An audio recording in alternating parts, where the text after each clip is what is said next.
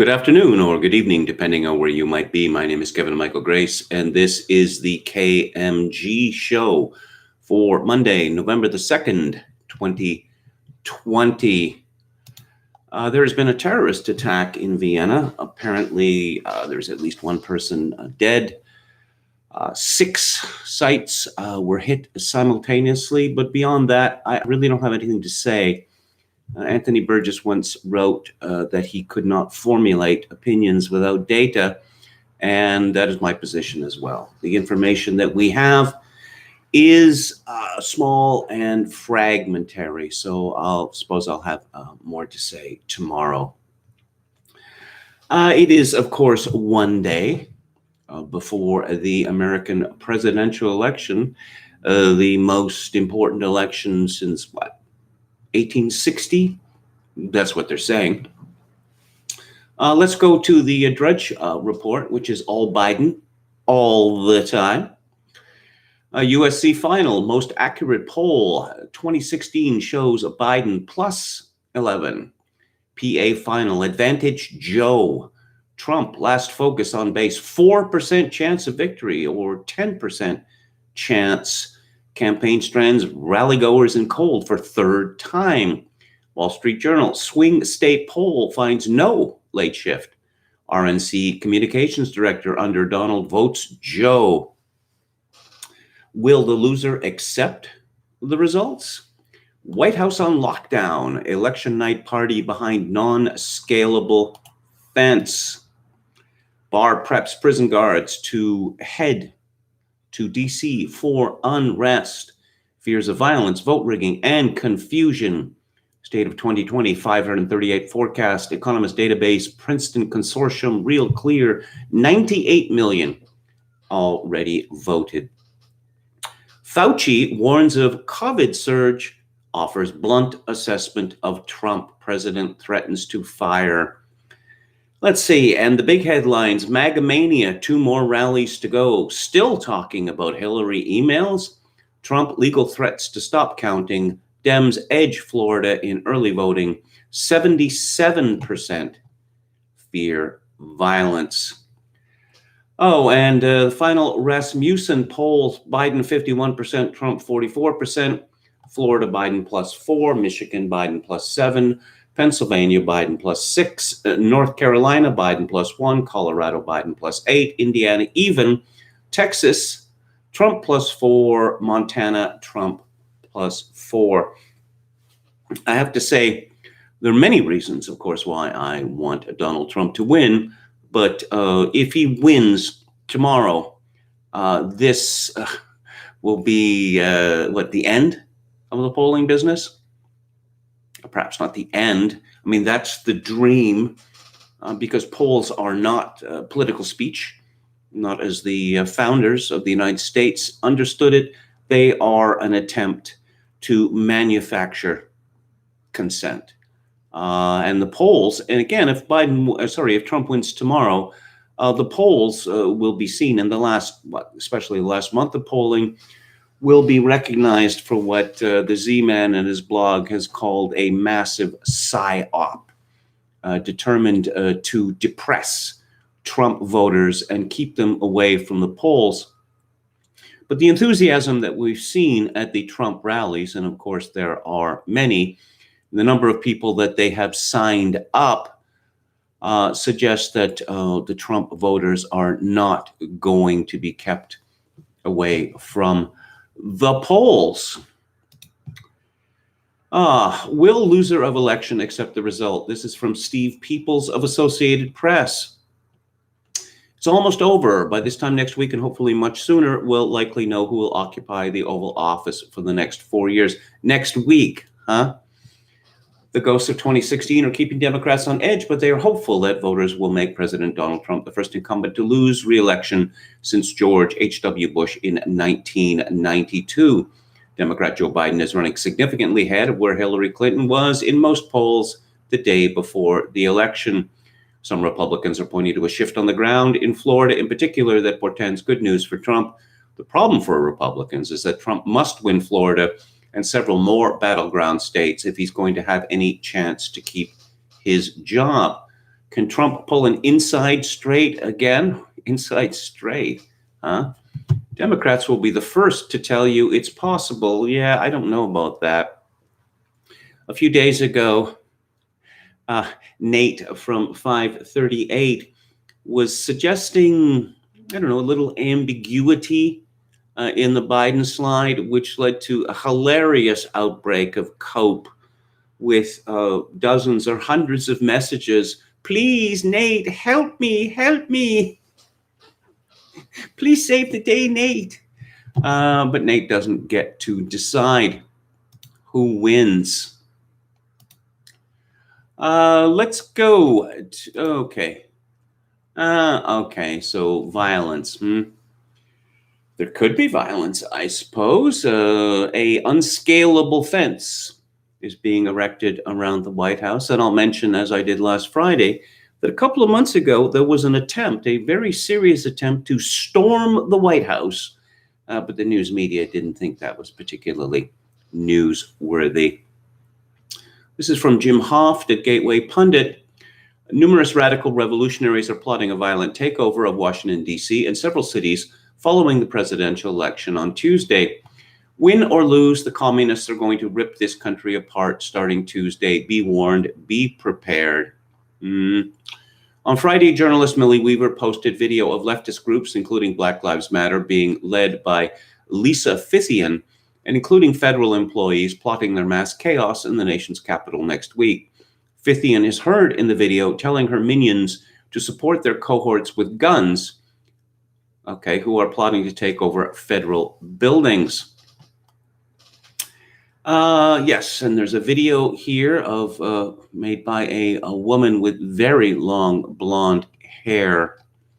I don't know how reliable any of this is. Jim Cussler's final piece before the election is called The Awful Reckoning. Historians of the future, pan-frying sow-bugs over their campfires, will recollect in wonder and nausea the election of 2020 and the attempted controlled demolition of the USA by the woke rebellion and its incongruous avatar, Joe Biden, the holy ghost of grift and gaslight. All the forces of empire were arrayed in his support, as behind some sacred effigy of an obscure saint in a church processional, and yet all that the voting public saw was a pitiful figure ranting at an audience of cars, an old dog barking pointlessly in a parking lot in the gathering darkness. And then there was Trump. One word, Trump. No honorifics, as the woke legions spoke of the hated POTUS. Trump, who violated all their norms, threatened their perks, and disputed their laughable identitarian shibboleths of racism, sexism, misogyny, homophobia, Islamophobia, the golden golem of greatness surrounding the deplorably unwoke in their ghastly red hats from the hills and hollows by the thousands to hear him speak of rounding the corner and watch him do that charming dance thing to the disco tunes of his boomer youth. And the sheer high spirits of it all worked to dispel the woke curse cast upon him by the legions of angry suburban Wiccans till we arrived at the electoral reckoning of November 3rd, and then the real contest began. Now what? Everyone is asking him, her, and thyself.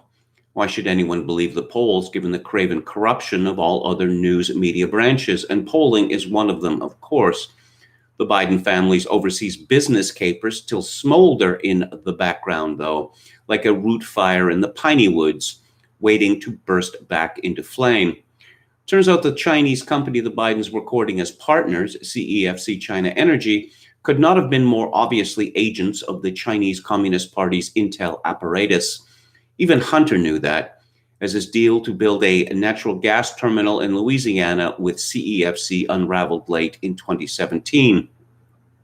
An audio recording found on Hunter's fabled laptop has him speaking of CEFC exec Ho Chi-ping, aka Patrick Ho, thusly. I have another New York Times reporter calling about my representation of Patrick Ho, the effing spy chief of China, who started the company that my partner, who was worth $323 billion, founded and is now missing. The richest man in the world is missing, who is my partner. He was missing since I last saw him in his $58 million apartment inside a $4 billion deal to build the effing largest effing LNG port in the world. And I am receiving calls from the Southern District of New York from the U.S. Attorney himself, unquote. Ho ended up under indictment by the DOJ's Southern District of New York for bribery and money laundering. Hunter had volunteered to serve as one of Ho's lawyers. Turned out the Biden's family influence didn't help much. Ho was convicted, served time in the same federal lockup in Manhattan where Jeffrey Epstein turned up dead, and was deported to Hong Kong in 2019. CEFC was soon put out of business by its sponsor, the Chinese Communist Party. But for all those sordid complications, the Biden family walked away with at least $4.8 million, funneled through a CCP shadow company called Hudson West III to Hunter's Owasco law firm bank account. Oh, and here's a strange swamp sidelight to all this. CE's main exploit during the Biden hookup was the purchase of a 14% stake in Russia's oil and gas giant Rosneft to help China circumvent U.S. sanctions on Russia's oil sales. Guess who was one of the lawyers working for Rosneft? Christopher Wray, just before he became FBI director. And guess who has been sitting on Hunter Biden's laptop since at least December 2019? Oh, the FBI. And guess what else? The Rosneft files have since been deleted by Wray's old law firm, King and Spalding. Now the question is, will this hairball of grift explode into official proceedings following the election?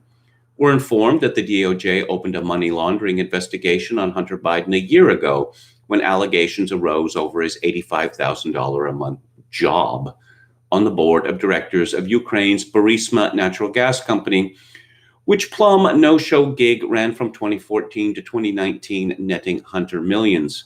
Is the DOJ also looking into the CEFC shenanigans? The DOJ had FISA warrants on the outfit through the Patrick Ho affair. However, FISA predicates and evidence enjoy special legal status and can remain hidden indefinitely. And if by some mysterious act of God or write-in ballot fraud, Joe Biden manages to get elected POTUS, how can he possibly be inaugurated with himself and his family tangled up in a grift case that involves the Chinese Communist Party's intel service? It flat out ain't gonna happen. Biden will be forced to disqualify himself. Does Kamala Harris then become acting POTUS? There's no precedent for a president-elect resigning before he is sworn into office. No doubt there will be lawsuits over this, and they will lead post-haste to Supreme Court adjudication. At the same time, also look for an all-out lawfare assault on individual state voting outcomes and the translation of dubiously harvested votes into electoral college alt delegations. Lawfare will bring every legerdemain into the trick bag of legal necromancy to work this scam in the Democratic Party's favor. But they will not go unopposed by Trump's lawyers. And what will it avail of the lawfare campaign anyway, as Biden gets buried in allegations of criminal misconduct? And not to lard the lily, as they say, what happens if post-election and before January 20th, Messrs. Barr and Durham just happen to finally deliver indictments against the perps of Russiagate? Oh, won't this be a world-beating political mess of all messes ever? Think the stock and bond markets will love it? Meanwhile, we will be treated to the extravaganza of Antifa and BLM burning and looting in the cities from sea to shining sea. I would ask, how might that not happen? They've been rehearsing for the big show all year. With new COVID lockdowns, the insectile armies of black-clad street fighters will be anxious to reactivate the social space that Antifa and BLM so nicely afford. Riots are fun, especially when the police are not allowed to effectively intervene to stop them. Smashing stuff, burning, and looting are fun, just like Halloween and Christmas put together. Jim Kunstler concludes, I'll be voting for Trump tomorrow in my little bid to prevent the Democratic Party from getting its depraved mitts on the lever of government. I'll chime in with a post-election day update right here on Wednesday, though perhaps not at the crack of dawn. It's a story from Breitbart. Yes, my shows of late and today they've been Breitbart heavy, New York Post heavy, Federalist heavy. There's a reason for that, which is that There's about a half dozen news organizations in the United States which have not gone insane or which are not totally corrupt or totally in the tank for Joe Biden. One grazes where the grass grows, as they say. This is from Hannah Blow. A DraftKings election pool update posted on the eve of Election Day showed that a majority of participants in 49 states believe that President Donald Trump will emerge as the victor in the presidential election. DraftKings' official Twitter account posted a DK election pool alert for its $100,000 pool on Monday, reporting that a majority of people in every state, with the exception of those in Colorado, predicted Trump would win the presidential nomination. The entries topped 373,000 as of Monday afternoon.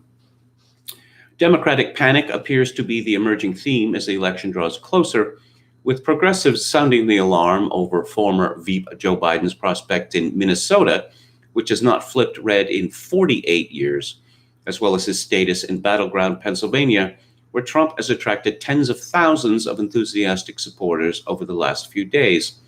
Democrats have also signaled concern over Democratic turnout in Florida, particularly at Miami-Dade County. While Democrats hold a 108,000 ballot advantage in the Sunshine State moving into Election Day, Republicans outpaced Democrats in early voting, dramatically narrowing the overall gap. Additionally, reports indicate that Hispanic turnout has been greater for Republicans than Democrats in Miami-Dade. There seems to be an assumption here that all of the people who are registered Democrats, who received ballots, are going to be voting for Joe Biden, and I do not think that that is a reasonable assumption, just as all of the registered Republicans who have received mail-in ballots, they're not all going to vote for Donald Trump. But I think the likelihood of defections is greater from the Democrats to the Republicans than vice versa. State Senator Oscar Brannen, Democrat of Florida, also acknowledged a lack of turnout among the Black community. There's not the turnout here in Miami in the Black community that I've seen in the past. He said to Politico, I can speculate about the reasons, but the fact is it remains concerning. People are going to be shocked. A lot of people are going to vote this year who have been dormant or low propensity voters. I think it's going to be at an all-time high, the Trafalgar Group's Robert Cahaley told Politico. Typically, high voter turnout results in the expulsion of the incumbent, but we might be getting a paradoxical result this time. Of course, I don't think that I can remember an election in my life where we weren't told that voter turnout was going to be extraordinarily high, and of course, in many cases, it was not. Now, who's the incumbent here? Trump is the formal incumbent, but who is the real incumbent? The deep state is still there. The swamp has not been drained. The media and the elite are even more solidly Democratic than they were 4 years ago. So it seems to me that a high turnout election to turn out the incumbent could actually be voters, many of whom typically do not vote or have never voted before, voting to turn out who they believe to be the real incumbents. That is to say, the Democrats and their allies. People are asking me about a prediction. As previously stated, I don't like doing this because I'm not very good at short-term predictions, too many variables involved. But just to please you, because that's what I'm here for, I'm going to predict that Trump wins the election with 325 electoral votes. Let's go to the chat. William Hicks, good evening. Good evening, Mr. Hicks. Chokokin666 says, high anxiety. It's true. It's true. I'm feeling it myself, just as I did in 2016. And of course, it is always more thrilling, just as in sports contest, to come back from behind. But I would rather, I prefer blowouts, actually, less anxiety. Don from Beyond writes, tomorrow here in Central Florida, I will join millions of others in voting to reelect our great president. Verified my Cuban landlady early voted in person last week for Trump. YT says, Henlo, I hate living in interesting times. Yes. Enron says 98 million have voted, LOL. We don't have an election day. We have an election season. Yes, you know my opinions on this. I think that it is wrong, foolish, and possibly dangerous or even disastrous. Debreas is a prediction 72 million votes for Trump. How many did he get last time around? Was it around 62? Something like that? YT says Vienna was enriched today. Österreich diversified, says Chogokin 666. Well, we shall see. People have been caught out before when that mosque in Quebec City was shot up a few years ago. There were early reports that it was some sort of Shia, some sort of attack between, rival flavors of Islam, and it was not. In fact, it was a young white man who didn't like Muslims. I will say, curiously about that case, that the government was keen not for us to know as little about this man and his motivations as possible. Tricky Woo says, they'll fudge the polls in favor of Biden, and when Trump wins, the leftists will believe he cheated. Social engineering at its modern best. No, I think this is definitely going on, because if the polls say that Trump is going to win in a landslide, because that is what they are predicting, how could Trump possibly win without cheating? Debrea says polls in Bronx still have Trump by 14 points, LOL. Popcasso 88, I'm on pins and needles. Okay. William Hicks heard they're boarding up in New York City between COVID-19 and BLM Antifa mayhem. Does New York City have anything left in the tank? Every time you read anything, Kevin, the activists are always exhausted. Yes, they're always exhausted. And as I like to point out, exhausted people are not capable of political activity. They're simply not.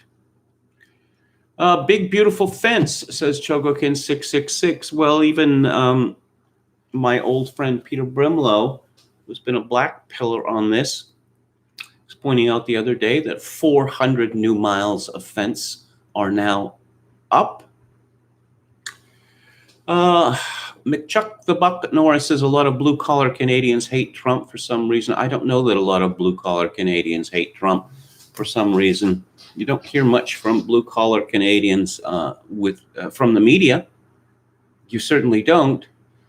And I think that whatever Canadians say to the media, and perhaps, to each other or to people they don't know very well, is very different from the sort of things that they would say privately, or at least think privately.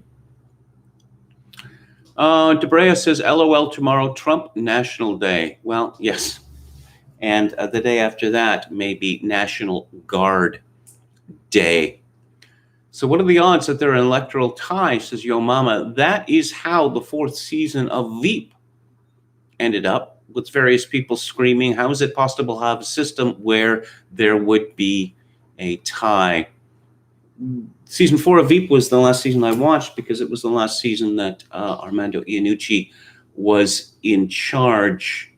I guess I watched the first 2 episodes of season 5, and there is a thin line between farce and sweaty desperation, and season 5 crossed that line. Oh, let's see. Tricky Woo says BLM Antifa burn down cities, rape and murder. It's no problem. Trump supporters drive a little close to Biden bus. FBI is on it. I've seen a lot of these videos, and what struck me was the high spirits of the Trump supporters. They seem to be in a really good mood. That is to say, that we're going to win. Your mama says the stoic attitude is best in a time like this. The stoic attitude, I think, is best in all times. What was it that Gramsci said? Pessimism of the intellect, optimism of the will. I think that is very good advice. Again, for all times. Biden is just low energy. I don't know that Biden is just low energy. I mean, we all know the meme of Grandpa Simpson, old man, raise his fist to clouds. I mean, he's really been like that. I guess, there's supposed to be a lid put on the last week so he could rest in his basement in Delaware, and there was a panic reaction not to do that. And he was obviously not happy out there on the stump. And of course, when there are so few people with so little enthusiasm that you can hear a dog barking in the parking lot, that is not a good sign. Neil Terry says, few people really believe Biden is ahead. That's just how morally depraved they are. Pure power games. I don't think it's that simple. I recall reading Theodore White, The Making of the President, 1972, that on election day, McGovern's people really thought they were going to win. I mean, that's how it works. You don't get involved in something like this if you think you're going to lose, because it would be too depressing. Oscar Toe says, Kevin, do you expect some civil unrest tomorrow? I do expect some civil unrest. It's a question of how much there is going to be. I think that if the early returns show Trump substantially ahead, well, I think it could be rather hairy because, well, obviously that would mean that Trump stole the election. Polygon says that's why Biden is hardly doing any appearances. He knows the fix is in for him. They're going to steal it in PA. Yeah, they may think they're going to steal it. It's not that easy. Contracoup says it's absurd how we have just accepted that the left will loot and riot in the coming days. Well, yes. And I hope that this is going to change after Tuesday, because BLM rioting, Antifa rioting, they're just so sincere. Come on, you can't get angry with sincere people. Well, you can, actually. Chocokin 666 look like Vienna is the usual suspects, not confirmed. Well, the fact that this supposedly happened in 6 different locations would heavily suggest this. And the president of Vienna has spoken of a terrorist attack. But again, not enough data for me to comment. I've been burned in the past. Peter Levy says it'll come down to Michigan, not Pennsylvania. Dems are going to steal Pennsylvania, North Carolina anyway. North Carolina. Peter Levy, again, from an Applebaum, will experience mind-shattering cognitive dissonance. I don't know. Perhaps David Frum could move back to Canada. It's always a possibility. Contracoup, the fact that no RICO terrorism charges have been brought against BLM Antifa organizers tells you all you need to know about the FBI and security state. Well, I predicted this before I saw it in Axios. What would you call it? A Wednesday night massacre? Night of the Long Knives? The day after the election? Christopher Wray, Gina Haspel, all of the Secretary of Defense, they're all sacked. And not possible for the election because, military coup and the like. But if Trump wins, well, the military is going to move against him then. Yo Mama says delusional sums up the McGovern campaign. Yeah, I suppose so. But its message of come home America, it seems to me to have been prescient. Peter Levy says, my understanding is SCOTUS ruled to give Pennsylvania and North Carolina additional time to count ballots well past Election Day. Exactly the scenario Dems were counting on. Yeah. that could change. Let's see. Hang on. What did we have here? There was something that came in late that I retweeted. This is from Jack Posobiec. Biden's campaign manager essentially just announced that they will not concede the election, regardless of what the vote numbers are tomorrow night. Really dangerous stuff they are toying with here. Be a good idea to walk that back. Well, obviously, one doesn't want to concede until one has to. But if the numbers are running overwhelmingly against Biden, probably be a good idea for him to concede. There's also this planted axiom, that these mail-in votes are going to be overwhelmingly for Biden. And I don't know that that is necessarily going to be the case. One of the reasons being, and Sarah Silverman, got her kit off yet again, because apparently it is more complicated filling out these ballots correctly and mailing them in correctly that many people had anticipated. When you go to a polling place, they give you a ballot, or you go to a machine, and there it is. If you fill out the ballot by hand, you put it in the box, right? Pretty simple. But there are several steps involved to these mail-in ballots. And again, I've been seeing a lot of this. Democrats panicking that, oh yes, vote in advance will serve only to depress election day votes. And it's all very well to say, I'll vote in advance, but how are you going to force people to do it? Getting out the vote is different. I mean, often it, knocking on people's doors, providing buses, or, fish fries and the like. Assuming that people are going to, fill in a mail-in ballot, do it correctly, and send it in time, I don't know, that may have turned out to be a foolish assumption, quite a foolish assumption. Kamala Harris. Someone was pointing out that Kamala Harris has been pronouncing her own name differently in recent days. Sometimes Kamala, sometimes Kamala. This is from Emily Jacobs at the New York Post. A video made and shared by Democratic presidential candidate Kamala Harris is causing a stir on Twitter for arguing in favor of equality of outcome. The cartoon video, shared on Harris's Twitter Sunday afternoon, featured two men, one white and one black, who were staring up at a mountain they were attempting to climb.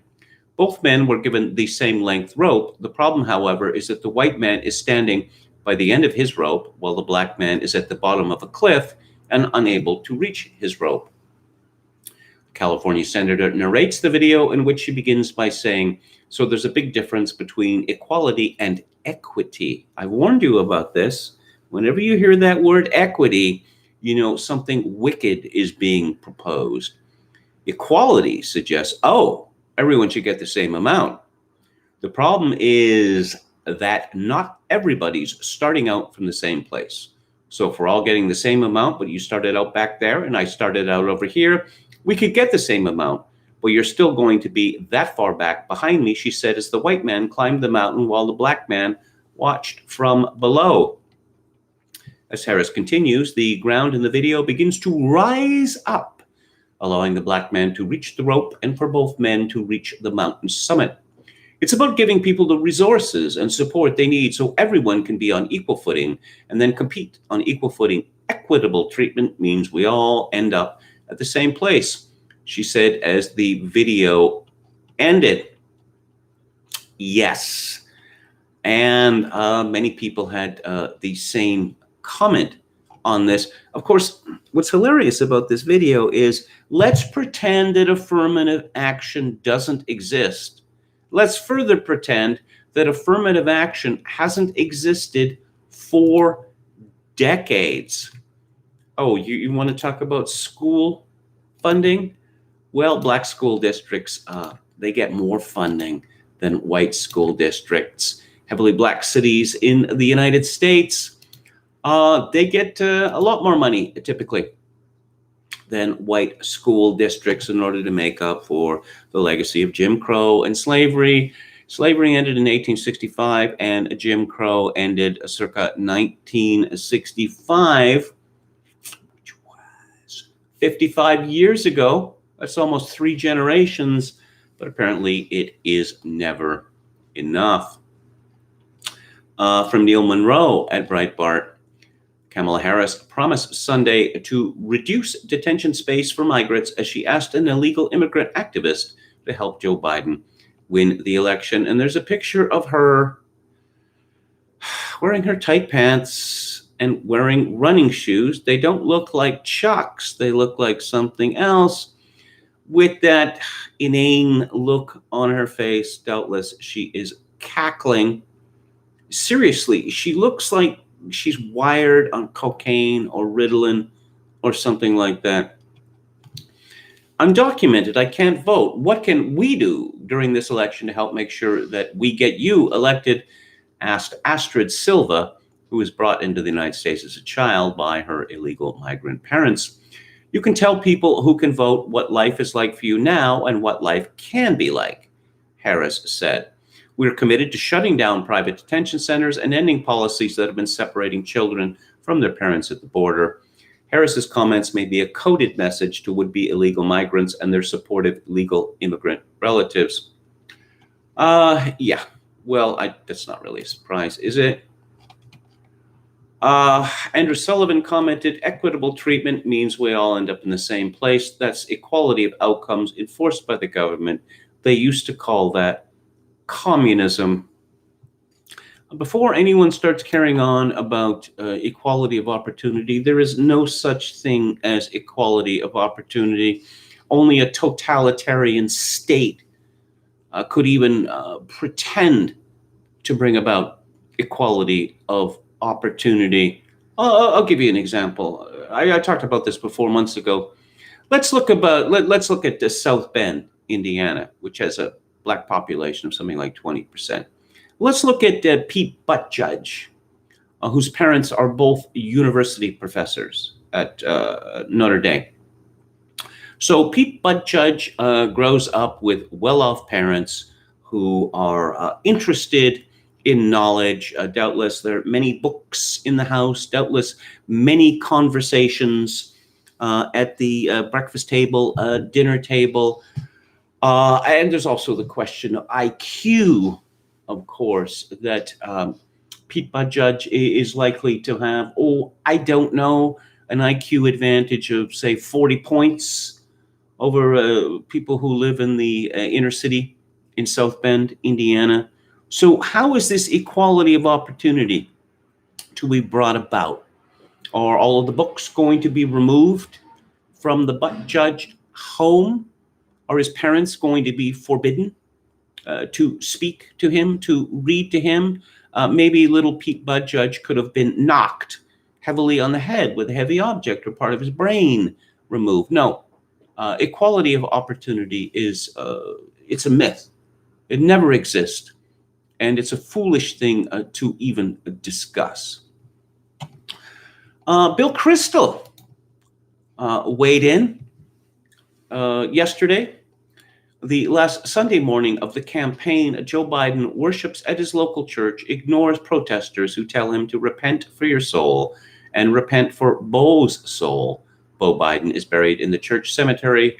Donald Trump emits racist dog whistles at a rally in Michigan. By appearing with Lil Wayne? Is that a racist dog whistle too? Joe Biden, the man of faith. He's practically a Catholic saint, and I'm looking at a picture of him here. And he's at his home in D.C., and he is marrying 2 men. Yeah, that's right. They look like brothers or twins. Never mind that. Yes, Joe Biden, when he was vice president of the United States, he married 2 men. So if he's a Catholic, then I'm a Zulu. Oh, and again with the, I wanted to say something about, there was a piece by Neil Ferguson, the historian, not the bogus modeler, in Bloomberg. I can see the headline already: Biden defeats Trump. With just 2 days remaining before the final votes are cast, President Trump's obstacles to re-election look insurmountable. The pandemic he wished would miraculously go away is entering its third wave. Oh, we're up to the third wave now, are we? The economy is recovering, but after a savage recession, he is 2 points further behind in the polls that John McCain was in 2008, and almost as far behind as George H.W. Bush was in 1992. In recent columns, experienced pundits from Peggy Noonan to Andrew Sullivan to Charlie Cook, none of them card-carrying Democrats, have dared to contemplate a landslide victory for Joe Biden. My Halloween treat for one and all is 72 years old, dating back to just before Biden's 6th birthday. It is a newspaper front page dated November 3rd, 1948, and it carries the immortal headline, Dewey defeats Truman. Like Biden, Thomas E. Dewey was the clear establishment pick from the start. The governor of New York since 1943, Dewey had unsuccessfully run for president twice before, failing to secure the Republican nomination in 1940, losing to Wendell Willkie, of all people, and losing to Franklin Roosevelt in 1944. He represented the moderate eastern wing of his party, and in 1948 had fended off more ideologically right-wing primary challengers, such as Senator Robert Taft of Ohio and General Douglas MacArthur. Well, MacArthur didn't really campaign, you know. I'm reminded that the very witty Claire Booth Luce uttered a devastating comment about Tom Dewey, that he looked like the man on the wedding cake. Now, curious thing that Neil Ferguson has mentioned here, Joe Biden has run for president 3 times, just like Tom Dewey, just like Bob Dole. Can anyone think of someone who won on the 3rd go-round? Ronald Reagan doesn't count, as he never announced and did not campaign in 1968. If any of you can think of anyone who won election as president on the 3rd attempt, I'd be very eager to hear it. Michael Beschloss, who is a big deal, is he? Oh, presidential historian, contributor to the PBS NewsHour. I gather he's written a lot of books. Let's see. We do not know presidential winner for certain before midnight on election nights in 1960, 1968, 1976, 2000, 2004, 2016. No one should pretend there would be anything historically unusual if that happens again in 2020. Steve Saylor responded, East Coast time. West Coast time elections are usually called sometimes midnight, sometimes in the wee hours. Networks have gotten more cautious since calling 2000 first for Gore, then for Bush, although I could see the trend in the vote count was headed for a tie in Florida. Now, I went through this last week. They are attempting to pull the wool over your eyes. And when I say by the end of the day, I mean by the end of the day Pacific time, because that's where America ends. Yeah, there's Alaska and Hawaii, but they are the freak states, as they were called on The Simpsons. I responded to Michael Beschloss. You forgot to mention that in every case except 2000, the winner was called the day after election night. That's referring to the examples that he gave. Was this a deliberate omission? Kyle Griffin, he's a senior producer at MSNBC's The Last Word. Opinions mine, suburban women, will you please like me? This is what passes for humor in the news media. I want to be clear that elections have never been called on election night, Pennsylvania Secretary of State Kathy Boockvar said. This is a process, and we want to make sure that every single vote of every valid voter is securely and accurately counted. I responded again with this nonsense. Every U.S. presidential election from 1948 has been called on election night or the day after, except 2000, when the Gore campaign used Lawfare in an attempt to steal it. Furthermore, in every campaign, except 2000, the loser conceded, either on election night or typically the morning after, or even rarely the afternoon after. No, but it's just gaslighting.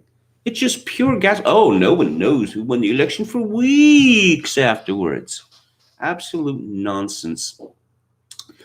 Joe Biden, he has a plan. COVID-19 plan. Here it is. It's pretty forceful. Get ready for it. I'm not going to shut down the country. I'm not going to shut down the economy. I'm going to shut down the virus. Strong stuff. Strong stuff. To which I responded, viruses are not sentient. They have no agency. They are not susceptible to coercion. My view seems to be in the minority. Oh, yes. You notice that the number of cases in the European Union is now soaring past those in the United States, and there's a reason for that, and that reason is called lockdowns. Yeah, it's that simple. As Alex Berenson likes to say, virus gonna virus, and there's nothing that can be done about that.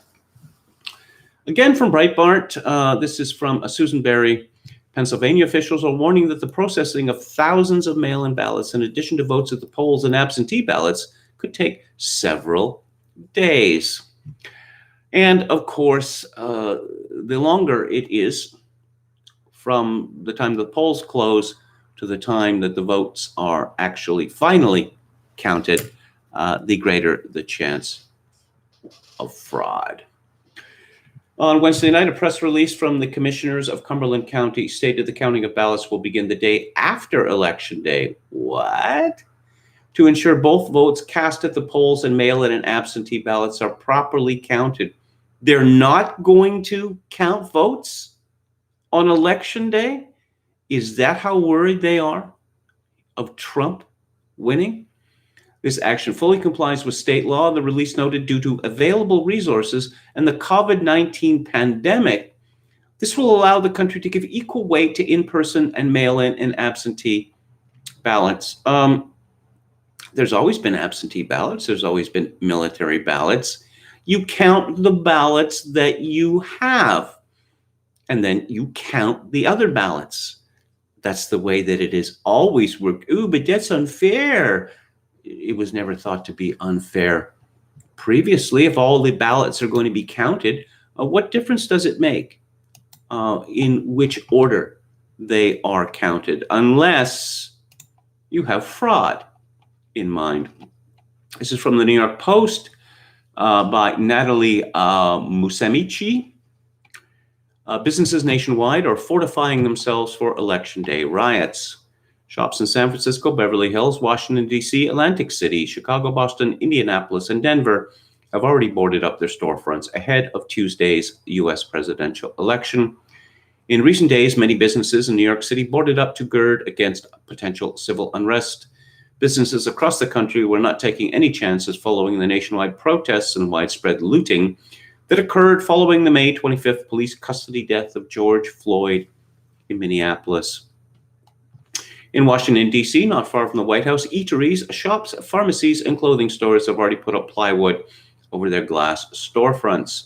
Several prominent D.C. businesses are even planning to close for Election Day or the entire week over potential mayhem and violence stemming from the election face-off between President Trump and his Democratic challenger.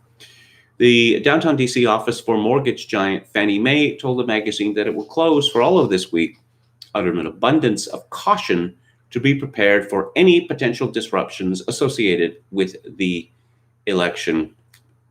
In Denver, downtown businesses have been warned by the city to prepare for possible social unrest around the election, prompting stores to board up, local reports said. Businesses in cities across the country took these same precautions. Scores of stores in the Big Apple such as Bloomingdale's, Nordstrom, Saks Fifth Avenue, Louis Vuitton, Bergdorf Goodman, Dolce & Gabbana, and Turnout have also placed boards over the storefronts in anticipation of election-related protests. Do you sometimes get the impression that this is inviting violence? It's a signifier. When you cover up your store with plywood, you are saying violence is coming here. And, well, come on, we have to riot. We have to burn. We have to loot. I mean, they put the plywood up. So who is going to determine who is elected president of the United States? Could it be replicant Mark Zuckerberg? Facebook CEO, this is from Lucas Nolan at Breitbart. Facebook CEO Mark Zuckerberg told analysts on a recent conference call he believes there could be civil unrest across the country following the presidential election. ZDNet reports that during a conference call with analysts, Zuckerberg stated that the social media giant plans to post notices at the top of users' news feeds on November 3rd, discrediting claims by either U.S. presidential candidate that they have won the election if the site deems the announcement premature. Zuckerberg said, if any candidate or campaign tries to declare victory before the final results are called, the final results, you mean what, the Electoral College, when that convenes? Because that is not 4 weeks. We will put a notification to the top of people's Facebook and Instagram feed, letting them know the results aren't final yet, and we'll put an informational label on the candidate's post. Zuckerberg added that Facebook was taking the initiative as there is a risk of civil unrest across the country, and given this, companies like ours need to go well beyond what we've done before. Lucas Nolan again writes in a recent article, HuffPost states that Facebook's recent ban on political advertising ahead of the November 3rd election has been an ominous disaster. Breitbart reported recently that Facebook revealed in a blog post that a number of political ads were improperly restricted due to a technical error, as the company attempted to prevent new political ads from being posted ahead of Election Day. Facebook stated that technical flaws caused a number of ads to be paused improperly. Facebook stated that it has implemented changes to fix these issues, and most of the advertisements were now running without any issues. HuffPost had written, in practice, it has been a disaster. The ban went into effect at 12:01 a.m. on Tuesday. Chaos ensued almost immediately. Thousands of previously approved ads from Democratic nominee Joe Biden's campaign and multiple progressive groups were wrongly blocked due to a technical flaw, potentially costing hundreds of thousands of dollars in donations. President Donald Trump's campaign managed to launch new ads post-ban, and in violation of its own rules, Facebook approved ads from the president's campaign prematurely declaring victory, as well as hundreds of ads bearing the misleading text, "Election Day is today," or "Vote today." Well, Election Day has been going on since what, September? It's not misleading at all. If you can vote in advance, yeah, every day is Election Day. Oh, and I'm looking at Jack Dorsey Raskolnikov here. This is Tom Sikata from Breitbart. Twitter announced Monday that it has designated ABC News, the Associated Press, CNN, CBS News, Decision Desk, HQ, Fox News, NBC News as the outlets that it will refer to for election results. According to a report by Axios, Twitter announced on Monday that it will work with 7 corporate media outlets to confirm results for Tuesday's general election. This is weird to me because the election results do not actually come from news organizations. They come from civic bodies, state bodies, county bodies, etc. AP, CNN, CBS, Decision Desk, HQ, Fox News, NBC News, they are not counting the votes. They're not counting the votes. You know, I have been an aficionado of elections pretty strong since, let's say, 1968. And those were the good old days. because you turn on the TV and there would be the numbers. And you know what's really good in an election, in election coverage? The numbers. Particularly, when there's all sorts of votes going on, right? Not just president, but the Senate, House of Representatives, governors, etc. And I'm sure you've all noticed this. For the last 20 years, and it's gotten worse in the last 10. Oh, we're not going to show you any numbers. We're going to have our talking heads say, well, this is a rather troubling trend here for blah, blah, blah. Oh, what could be the significance? And let's talk about possible cabinet. No, don't talk about any of that. It's election night. Talk about the election. But they don't want to do that. Our NBC News decision desk is now calling. Yeah, okay. You have access to exit polls and the like and your models, but nevertheless, let's see the numbers. But I guess Twitter has decided to replace the Electoral College. This is from the New York Post, a Reuters story. Yes. Beginning on election night through the inauguration, Twitter said it will place a warning label on tweets from certain accounts, including those of candidates and campaigns that claim victory in advance of official declarations. Official by whom, though? Again, are we going to wait till when the Electoral College convenes? Is that seriously what they're suggesting? Oh, ABC News, AP, and the like, their official Twitter accounts will be exempted from labeling. Only accounts with more than 100,000 followers and significant engagement will be considered for labeling, Twitter said. That is good to know, because it means that Twitter came to the conclusion that it could not stop everyone. Otherwise, their system would fall to pieces. And this is from Ebony Bowden at the New York Post. President Trump on Monday accused Twitter of fixing the election by suppressing the Post's coverage of Hunter Biden's business dealings and by boosting negative media coverage of his administration. At this first rally on Election Day in Fayetteville, North Carolina, the commander-in-chief accused Twitter executives and big tech of making unflattering media coverage of him their top trending topic in a bid to oust him. I see it on Twitter, trending, trend, right? It's not trending. They put the most boring thing, anything bad about me, #1 in the world on trend. Boring stuff. I mean, like stuff always opposed to affairs, scandals. They don't even put that stuff up. It's Trump 2, 3, 4, 5 times. It's a fix. It's a fix. Trump called the Silicon Valley company phony guys who fixed the elections and said it should be subject to campaign finance violations for blocking its users from sharing the Post's expose on the Biden family's murky dealings in China and Ukraine. Twitter shut down the Post's official Twitter account for 2 weeks, but capitulated Friday under immense political pressure. They're like a hero paper, Trump said in Fayetteville. This happened just after Jake Tapper said, just give in, New York Post. Just, remove the stories. You've lost. Twitter has won. And not for the first time, Jake Tapper looked rather a fool. Oh, okay. Well, daylight saving time is over. And so the sun is almost down here.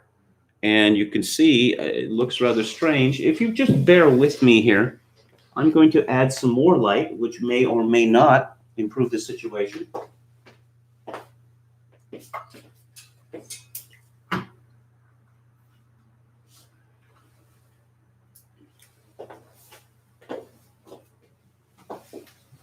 How's that? Any better? Again, got the cancer face thing going here. But you can still see me. I'll have to apologize for what happened on Friday afternoon. I pretty much disappeared from the screen. Let's see. What is happening in the chat? David Rice says election anxiety has Kevin's live stream viewers up. I see. Record viewers, that's always good. Oh, okay. Harrison Bergeron was a short story. Yes, Kurt Vonnegut. Yes, will that qualify? I'm surprised that a difference isn't referenced more. Yes, as I recall, Harrison Bergeron is about what they call the Procrustean bed. From Polygons, liberals are naturally slavish people who cave at the slightest bit of social pressure. This isn't news. They won't board up given the insanity. Most people cave to social pressure. That's the nature of society. I have to say, what makes me happy and rather surprised is what we've seen in the last 2 weeks of the campaign, where millions of Americans have gone out in public and said, we're not going to take it anymore. Apparently, the election is over. It's hopeless. We don't think so. We think we're going to win. In fact, you know what? There's so little support for Joe Biden that he has his press conferences, which he tries to pass off as campaign rallies, and we can honk our horns sufficient to drown him out. The media doesn't like to show footage of Biden being less vocal than a barking dog in the parking lot. But many, many people have seen this. Polygon says liberals want corporate America or some CEO to decide who becomes president. Well, yes, absolutely, because they're all woke, right? Counting is hard for people who can't even agree that 2 + 2 = 4. These are very stupid people. Well, yeah, again, and the media is largely to blame for this, including Matt Drudge, that X tens of millions of people have voted in advance. Okay. Leave aside how many of these votes are going to be tossed out because they're naked ballots, or whatever they call them. But of course, the assumption is that, they're all going to be for Biden, or they're going to be like 70% for Biden or something like that. Or as I mentioned earlier, that all of the people who are registered Democrats are going to vote for Joe Biden. Yo Mama says, damn, Kevin, what did Alaska do to you?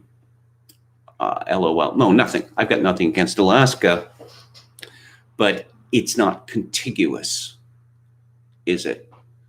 I don't know, does the Alaska Independence Party still exist?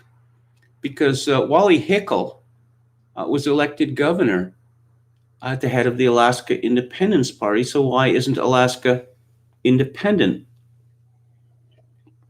I mean, obviously, Alaska has a far greater claim to being part of the United States of America than Hawaii. That's just absolutely absurd.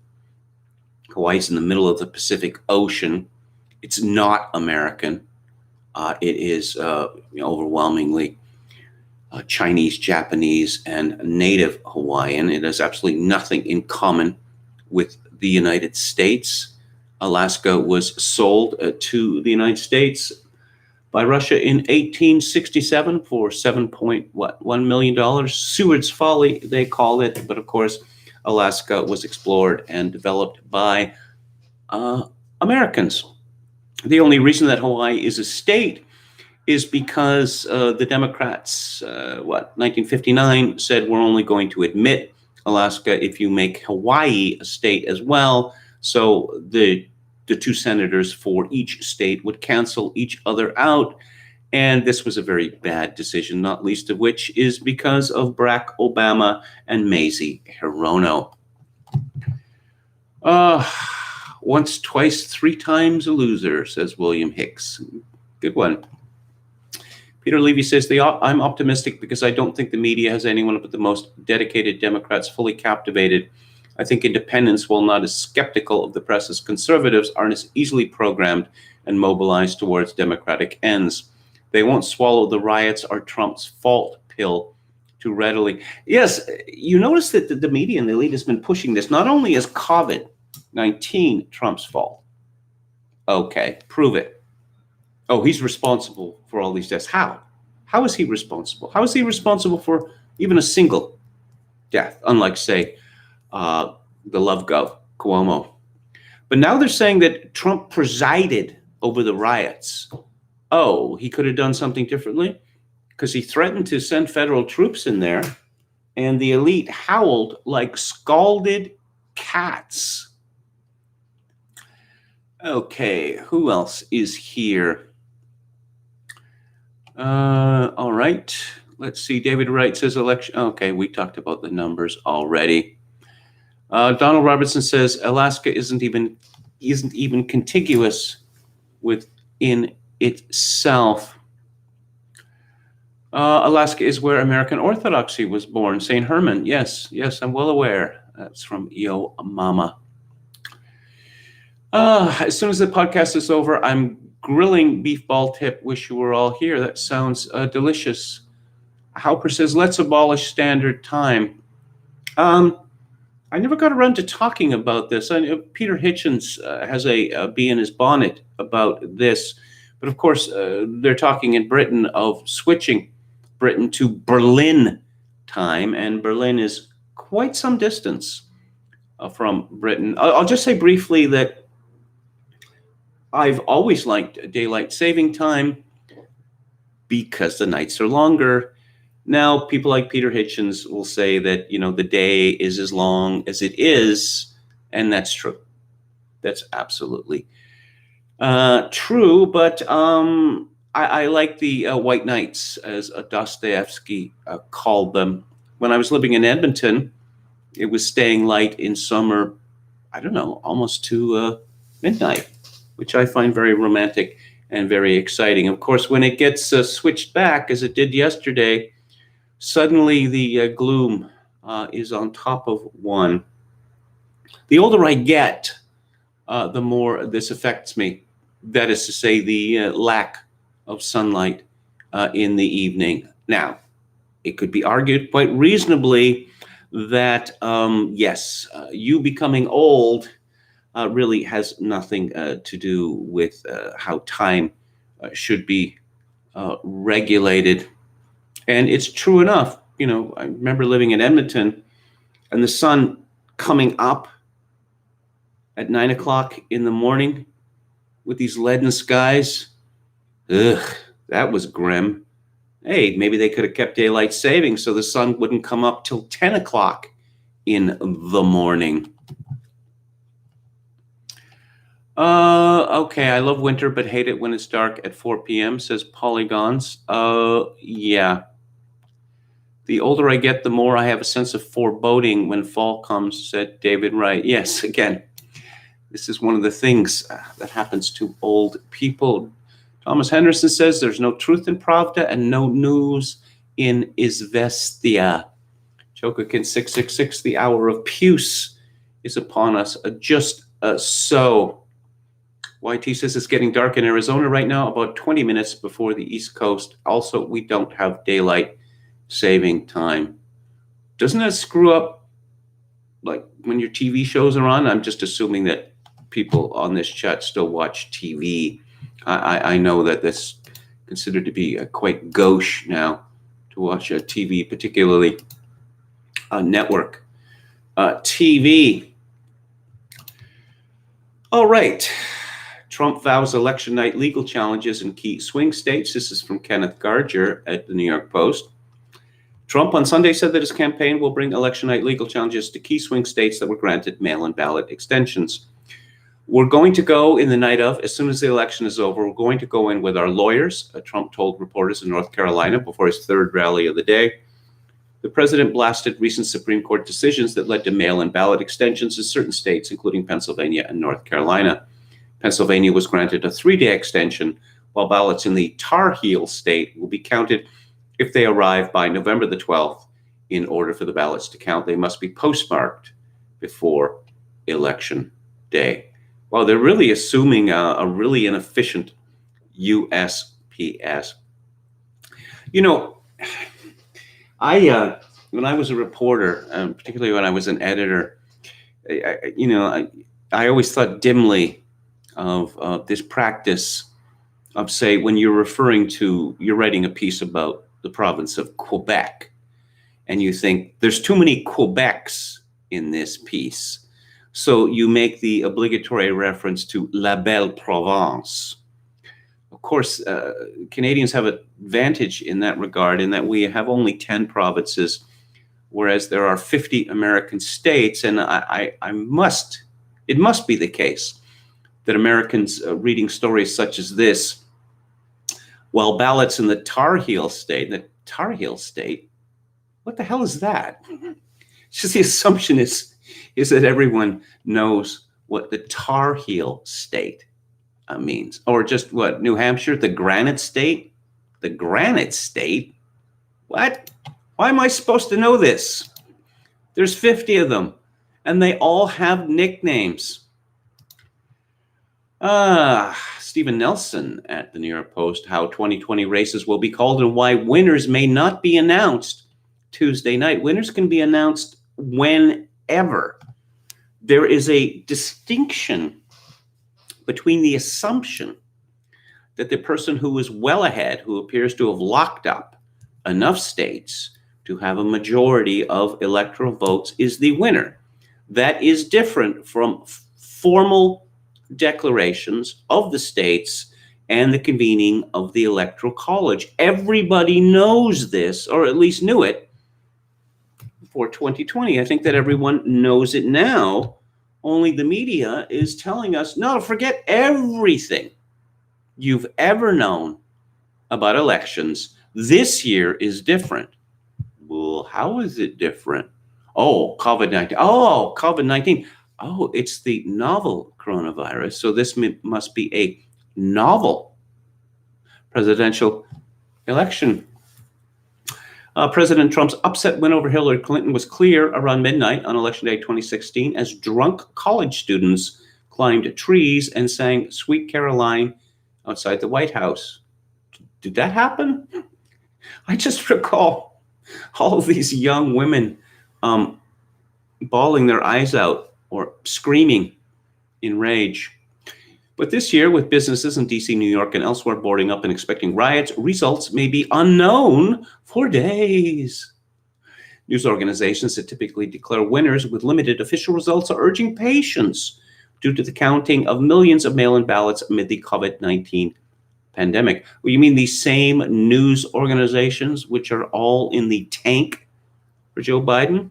Exit polling, meanwhile, is using a novel and imprecise new formula as opposed to the razor-sharp precision of their old formula. Oh, Stephen Colbert. He seems like a nasty man, doesn't he? Very unpleasant fellow.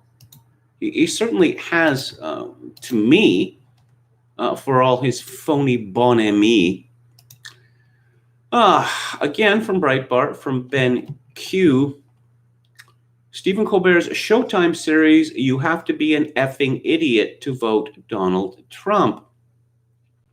The latest episode of Stephen Colbert's animated Showtime series, Our Cartoon President, airing before Tuesday's presidential election, features NBC anchor Lester Holt arguing that, quote, you'd have to be an effing idiot, unquote, to vote for President Donald Trump. Did Lester Holt, was he fine with this?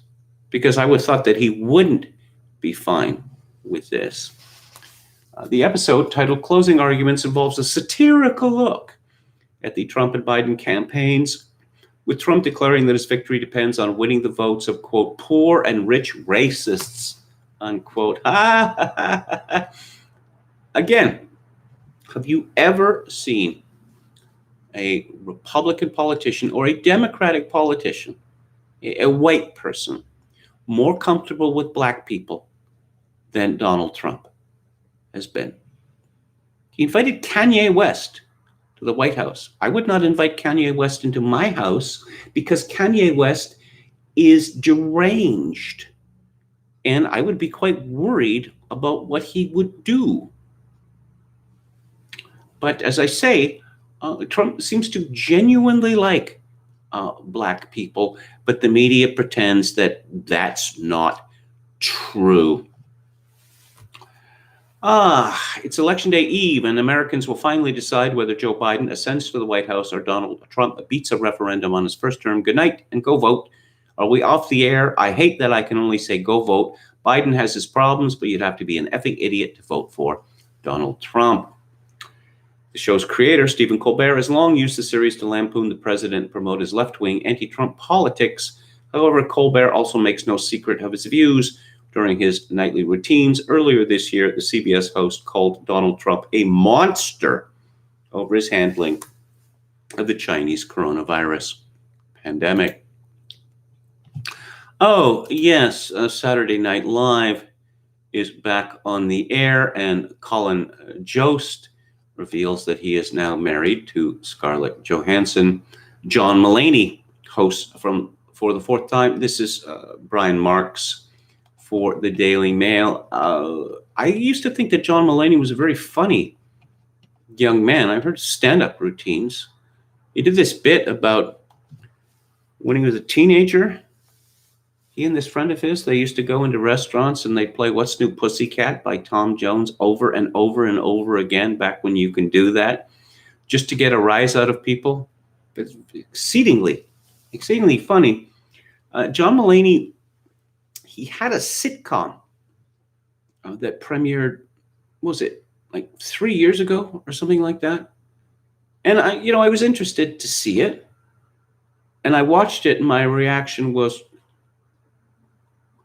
apart from Eric Idle's sitcom, this may have been the worst that I have ever seen. It just remarkable. Every conceivable mistake was made.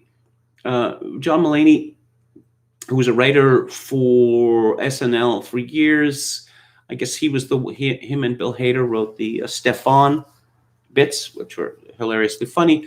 But John Mulaney decided that he must get political. Yeah, okay. Let's see. During his monologue, Mulaney joked that he had hosted more than anyone else at 4 times. I am a comedian, or as I like to call us, the last responders. The comic began by poking fun at the daily press conferences of Governor Andrew Cuomo and requested everyone vote for every office available. He also joked about how maybe his grandmother shouldn't vote. You don't get to order for the table when you're about to leave the restaurant. Admitting the joke was ageist, he said it would be like calling yourself the greatest generation. Oh, we fought the Nazis. Well, we're trying to fight the new Nazis. If you get out of the way and stop voting for people you saw in between coin collector commercials. Do these people have any idea when the Second World War took place? Because it ended in 1945, which was 75 years ago. So the Greatest Generation is dead now. Yeah, there's a handful of left. The silent generation, they're pretty much all dead now too. And the boomers, they're dying off fast. Who are these people, the people who fought the Nazis? Okay, I'm sure there's some spry 93-year-olds out there still around. I don't know how much they speak, or they talk much about politics, but obviously anyone who fought in the Second World War would be typically, 95, 100 years or older. Yeah. These young people seem to have a big problem with numbers. Oh, yes. Let's talk about Brandy X. Lee, MD, and Master of Divinity, who is going on about Dresden. Okay, this is a Korean American, a model minority. A reporter whose grandparents were refugees from Nazi Germany related to me, I cannot help but remember a conversation I had with my grandfather about the firebombing of Dresden, whether he thought the Allies should be reproached for targeting civilians. He said, I remember this well, that it was a necessity because nothing short of the sight of seeing their cities leveled would have broken the spell. The German public, he said, was not open to reason. They could not be persuaded to abandon Hitler. Oh, abandon Hitler. So if the German public had said, Hitler, we're done with him, that Hitler would have said, well, I guess I have no choice but to leave. Apparently, I've just, people have lost their confidence in me. How stupid is this woman? That comment haunted her. She said, needless to say, we are seeing the same phenomenon here, exactly the same as Nazi Germany. And every day that Donald Trump has exposure to the public, he spellbinds his followers ever more deeply, as mental health experts are precisely the ones banned from comment. Yeah. So, yeah, Nazi Germany. Maybe it's time to firebomb, the cities where Trump supporters live. King Baksu says second-generation Korean-American mental health expert suggests firebombing heartland Americans Dresden style. The greatest threat to America isn't Trump, it's social climbing, status-crazed, upper-middle-class Korean-American women willing to raise our cities to reach the top. What in particular does the Second World War in Europe have to do with Brandy X. Lee, MD, M. Div? This is not part of her experience. It's not really part of the American experience as well, because the Holocaust didn't happen in America, and it didn't happen to Americans. But never mind that. So let's appropriate the grief and anger of Jews in order for me to foment my Asian-based hatred of Americans. That's quite a trick, wouldn't you say? J5 color comment, yeah, the heartlessness of Asian and subcontinental SJWs is shocking. Real Americans don't act like this.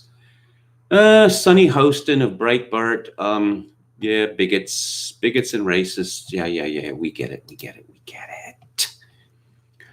Johnny Rotten, of course, as we know, is supporting Trump. Trump broke the Washington criminality that's caused problems for all of us. Johnny Rotten is a property owner now of Venice Beach in Los Angeles. Not too keen on the homeless invading his property. Oh, I have to talk about this. There's these two people who appear on a weekly basis in the National Opinion Center, which is sort of semi-official government journalism in Canada. They're called Don Lenihan and Andrew Balfour. Lenihan is clearly deep state.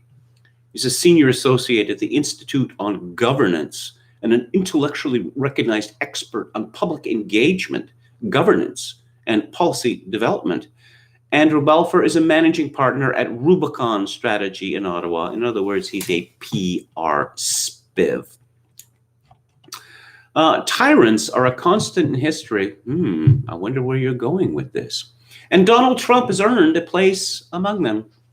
Joe Biden may have dismissed him as a clown, but give this clown another 4 years and he could bring the republic to its knees. That would be a tragedy. Like it or not, America leads the free world, and Democrats everywhere have a huge stake in this election.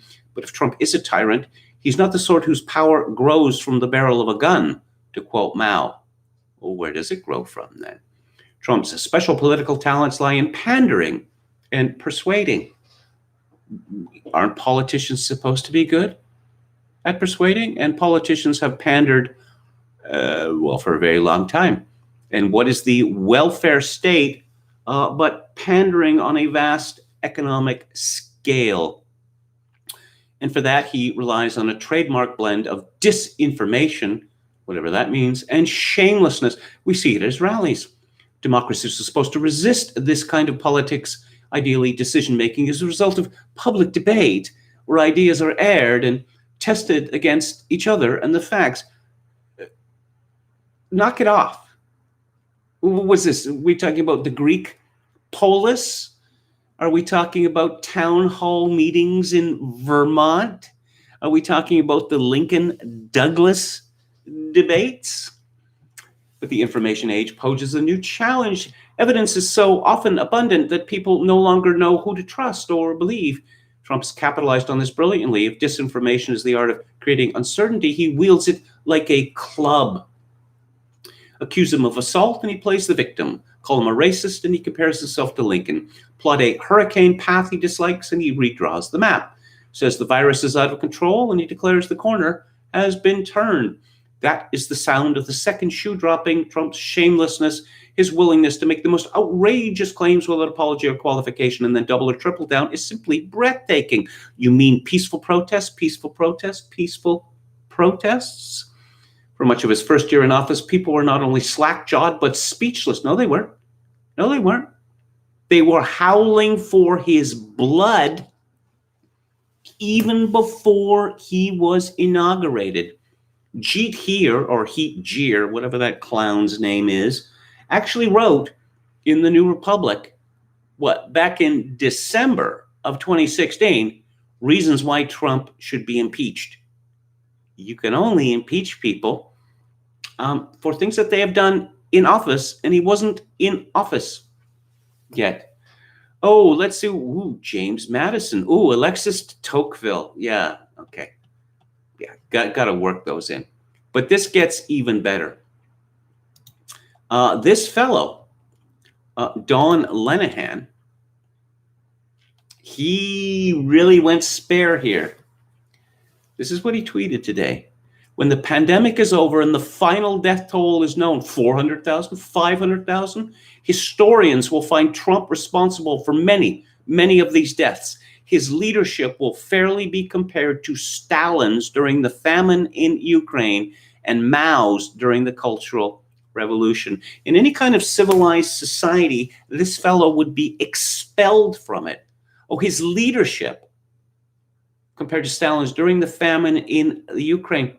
The famine in the Ukraine was deliberately engineered by Joseph Stalin in order to, one, smash the kulaks, and two, ensure the collectivization of agriculture. The deaths were a bonus as far as Stalin was concerned. Mao's leadership during the Cultural Revolution. Oh, one day the Cultural Revolution arrived, did it? No, the Cultural Revolution was engineered by Mao in order to defeat his political enemies. All of the terror, all of the killing, this was Mao's idea. And we're going to pair this to COVID. Did Donald Trump invent COVID? Did he bring it over in a box from China? This is absolutely despicable. But he's barking mad, as I pointed out. But this is this sort of thing that passes for wisdom in my benighted country. Yes. Oh, Timothy Snyder. And I thought Timothy Snyder, I know of him. Didn't he write that book that everyone says is so great? Bloodlands, which I haven't read, but I've been meaning to for some time. And it turns out that he is barking mad as well. Michael Tracy writes, Yale professor turned pundit Timothy Snyder is one of the most disgraceful actors of the entire Trump era, sold a ton of books using his academic credentials to sow fear and hysteria about contemporary America, turning into 1930s Germany any day now. So what does he have to say? This is from, 2017. It's pretty much inevitable that Trump will try to stage a coup and overthrow democracy. We may have only 1 year left to save American democracy. 2018, Timothy Snyder, Trump may use Russian interference as a pretext for canceling elections. Or claim that the Mueller investigation to claim that midterm elections don't really count. Timothy Snyder explains how Trump's national emergency is a way to overthrow America's democracy. That is from 2019.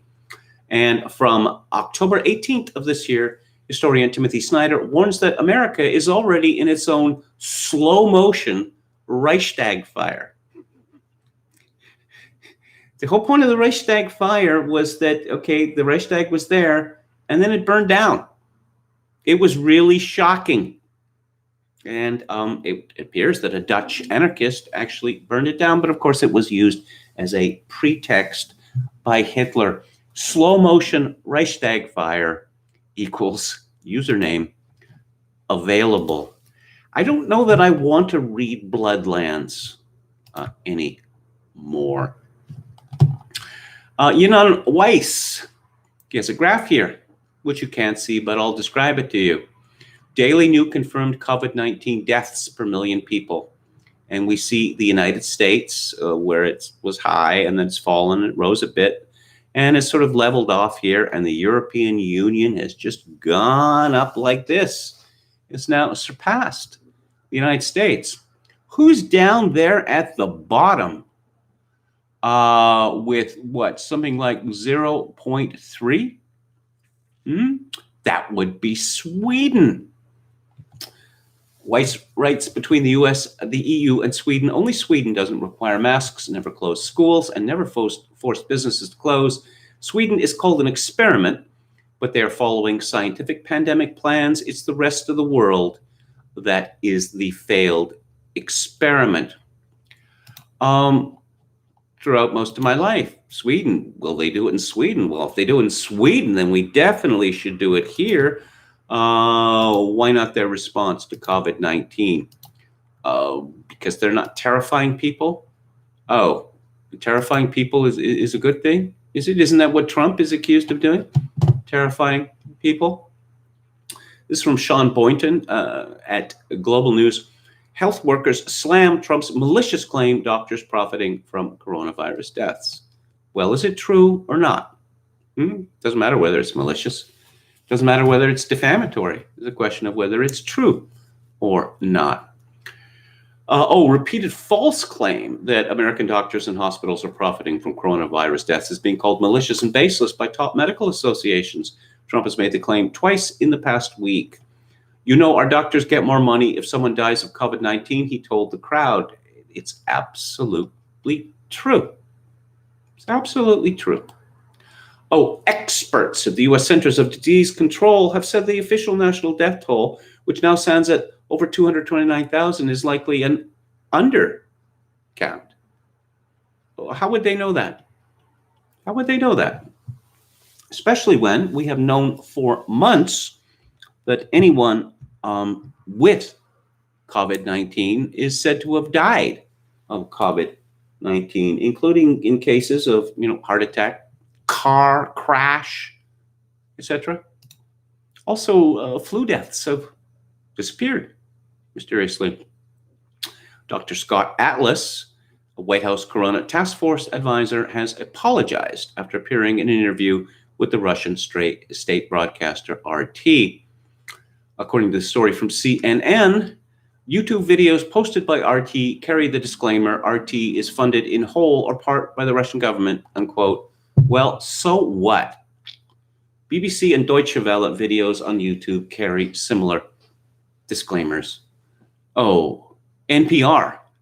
That's certainly a disinterested source with no political bias, in no way a deep state operation. This is okay. So Jordan Armstrong is a NewsHour reporter for Global BC, which is the most popular station news report in British Columbia, certainly in Western Canada, actually. And weekend anchor of Global News at 11. And there's a picture of him. He does not look authoritative, let's put it that way. And there's a video here of the Granville Entertainment District, which is downtown Vancouver. And I can see the Orpheum Theater there. So we're looking down Theater Row. Heavy, heavy sigh. Granville Entertainment District is busy tonight. Dr. Bonnie Henry will not be amused. This is an adult. This is supposedly an adult male. And he actually wrote, heavy, heavy sigh.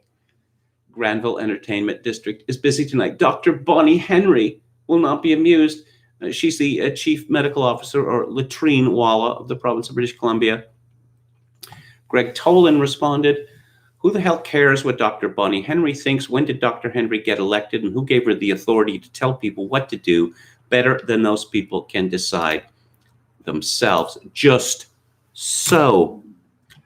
I went to Vancouver on Saturday, which involved a lot of mask wearing. Had a mask on for about an hour straight. That was unpleasant. And I went to downtown Vancouver. I took the sea bus to North Vancouver. It was a beautiful day.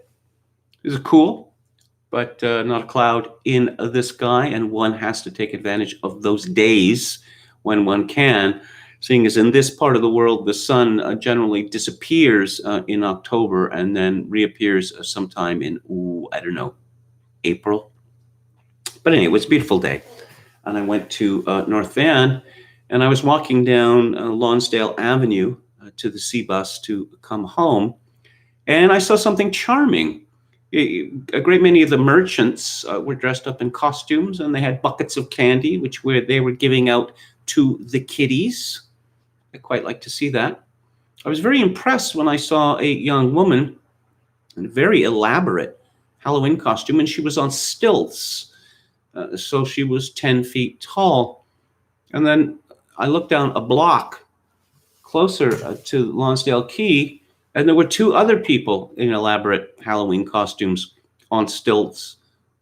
Being able to walk on stilts is very impressive to me, especially since Lower Lonsdale Avenue is exceptionally steep.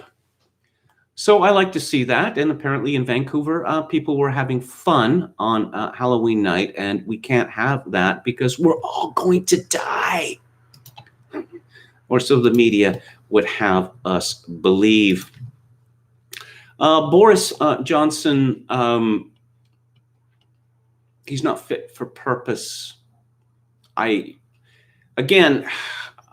suppose he would have been chucked out by now, but they had previously chucked out Theresa May for being not fit for purpose, and it would be too embarrassing for the Conservatives to get rid of him, and dangerous because it would be pretty much an admission to the people of Britain that the Conservative Party is not fit for purpose.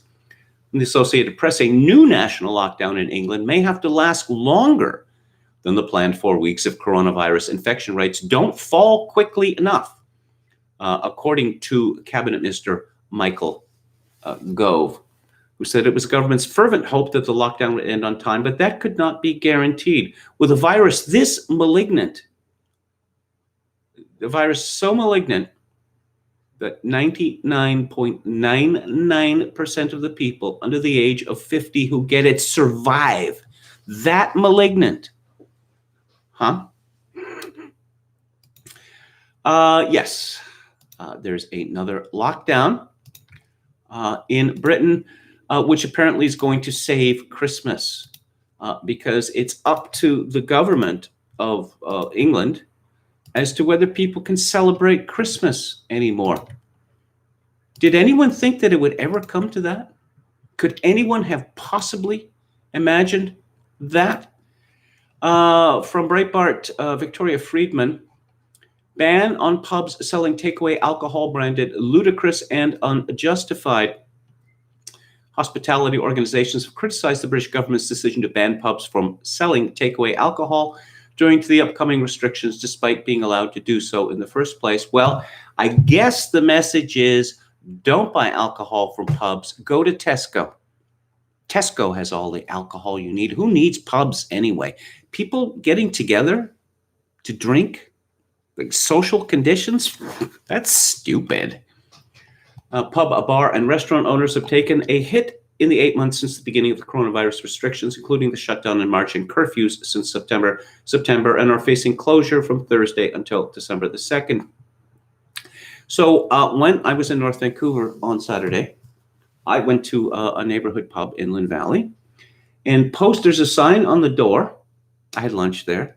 There was a sign on the door, and it said, takeaway sales must, or off sales as they call them here, must end at 10 p.m.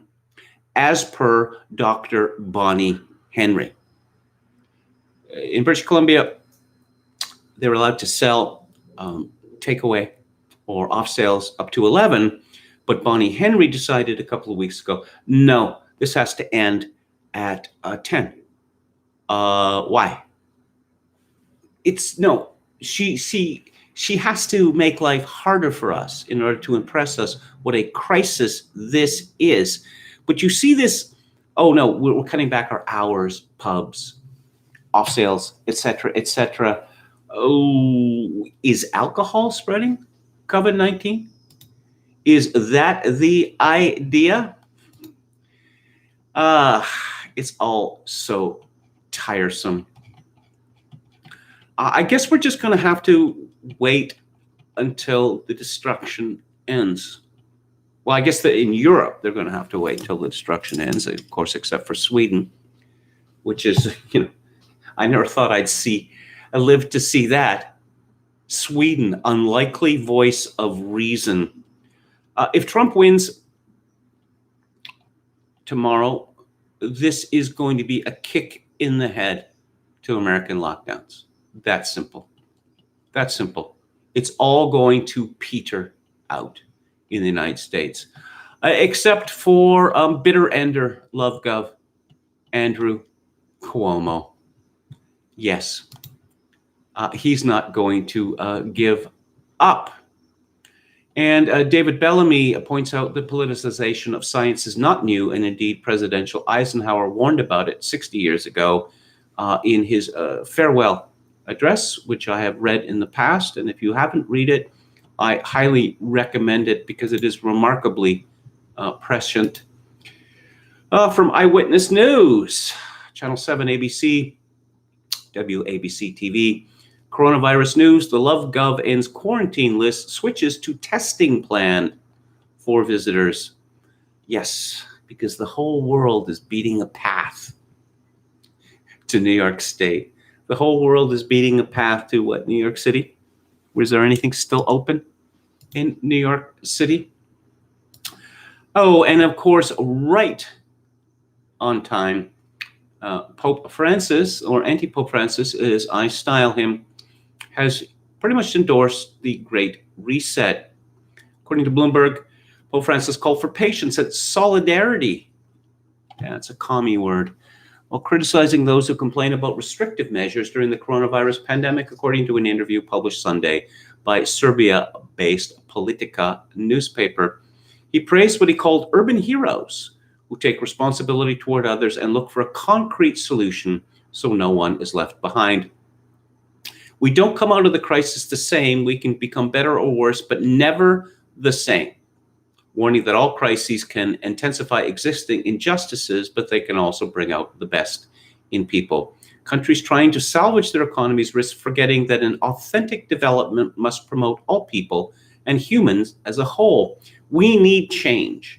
The pandemic brought our organizational and developmental models into a crisis that exposed many injustices, the troubling silence and social and health failures, subjecting a great number of our brothers to the processes of social exclusion and degradation. Yeah. And Archbishop Vigano, of course, has been complaining about this. Let's see. Alex Berenson tweeted yesterday, "It is truly astonishing that Donald Trump, who, let's be honest, is one of the most selfish people on the planet, now stands for community, ordinary life, and hope, while friendly Joe Biden has become a symbol of masks and loneliness and fear." Well put. Let's go to the chat here. As soon as this podcast is over, okay, I've read that already. I need to click on the arrow. Hikmah Warrior says, "I burst into spontaneous prayer in the bathtub today."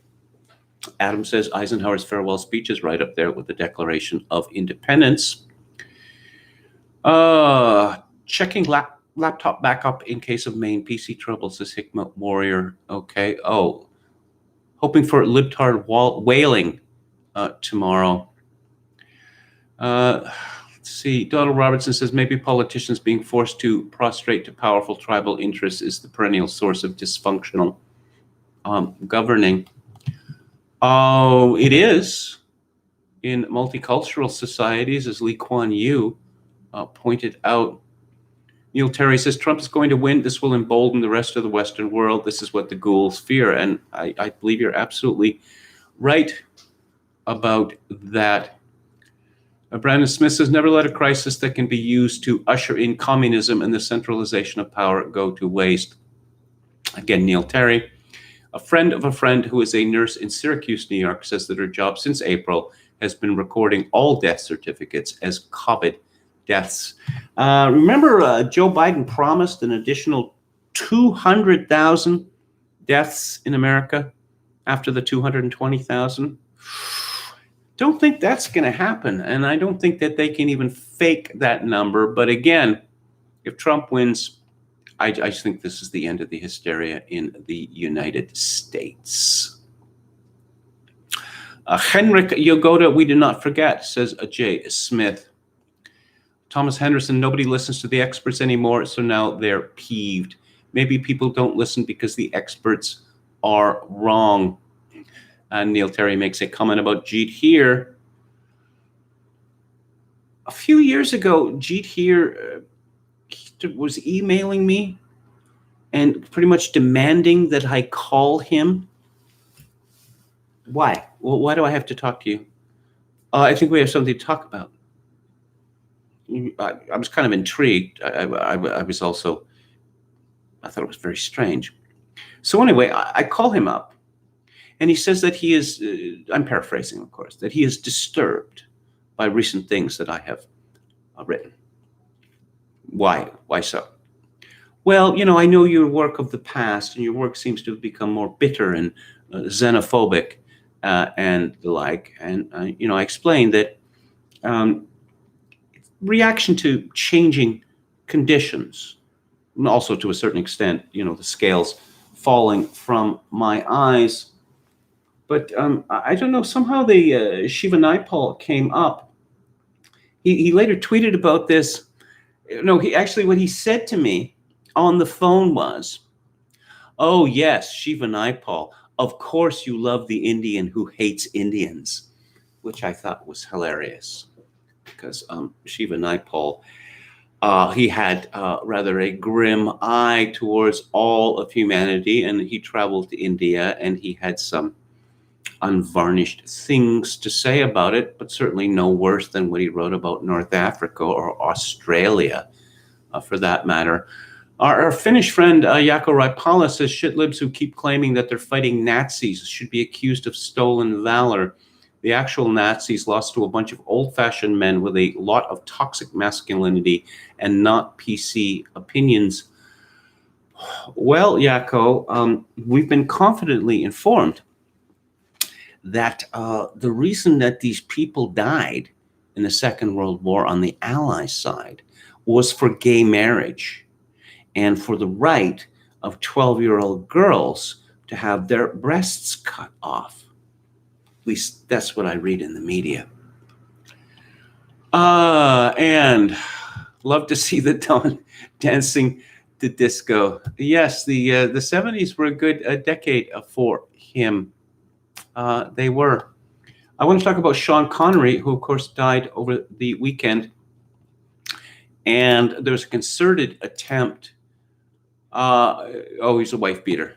Okay. This is from Christina Zhao of Newsweek. Amid tributes, Sean Connery's views on slapping women have been largely overlooked. He gave an interview with Barbara Walters in the 80s when he was 57 years old. Yashir Ali brought this up. I think I'll have something to say about Yashir Ali. Something hilarious coming up. I don't think there's anything wrong with hitting a woman, although I don't recommend it doing it in the same way that you'd hit a man, the actor said in 1965. An open-handed slap is justified if all other alternatives fail. More than 20 years later, in 1987, Connery told Barbara Walters that he hadn't changed his opinion on the matter. I don't think it's good to slap a woman, he said at the time. I don't think it's bad. I think it depends entirely on the circumstances and if it merits it. If you have tried everything else, and women are pretty good at this, they can't leave it alone. They want to have the last word, and you give them the last word, but they're not happy with the last word.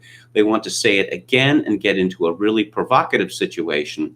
Then I think it's absolutely right. He stood by his comments in a 1993 interview with Vanity Fair. Over a decade later, he claimed that his stance on the matter was taken out of context and insisted that it was wrong to hit a woman. Well, he was obviously lying later on because what he had said was untenable. I'm not going to endorse hitting women, but I think that he makes an interesting point. Right outside this window, right over there, late last night, there was some unpleasantness. I saw a man walking fast down the sidewalk and a woman behind him screaming obscenities at him. I would guess they were both in their 20s. How dare you walk away from me? How effing dare you walk away from me, etc. And the woman, she ran faster and she caught up to him and gave him a very strong push in the back and then got into his face and was screaming obscenities at him. And this went back and forth for about 15 or 20 minutes. And I thought, what are the chances that, he just levels her, because I thought that was a serious possibility. And again, I'm not advocating this, but at the very beginning, or at least after, she began screaming obscenities at him, I gather they were having an argument, and he was of the opinion that the argument had ended. That is to say, he didn't want to take any further part in that. Not an argument, a quarrel. An argument is something different. And she would not leave off, as Sean Connery said. So perhaps it might have been useful in that particular situation. But that's all I have to say about that. Someone asked me, my favorite James Bond, and I said Connery. I quite like George Lazenby in On Her Majesty's Secret Service, which I reviewed on Theatre Thursday when it was on the Luke Ford live stream. That movie is it's very well written. It's beautifully photographed. The stunt work is amazing. And it's got Diana Rigg in it. It's the movie where it's as closest to Ian Fleming's conception of Bond as a Byronic hero, a wounded man with a secret sorrow. Roger Moore was too old, and Timothy Dalton, well, the Bond films had become ridiculous by that point. Pierce Brosnan was good, but again, the films were ridiculous. Daniel Craig is too thuggish. Ian Fleming's James Bond was sometimes brutal, but he was never a thug.